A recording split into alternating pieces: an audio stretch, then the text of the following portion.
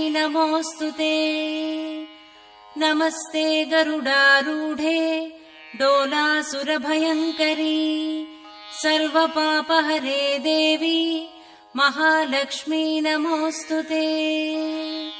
सर्वज्ञे सर्ववरदे सर्वदुष्टभयङ्करी सर्वदुःखहरे देवी महालक्ष्मी नमोऽस्तुते।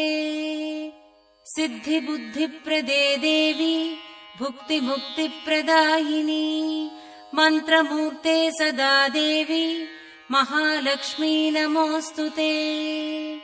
आद्यन्तरहिते देवी आदिशक्तिमहेश्वरी योगज्ञे योगसम्भूते महालक्ष्मी नमोऽस्तुते। स्थूलसूक्ष्ममहारौद्रे महाशक्तिमहोदरे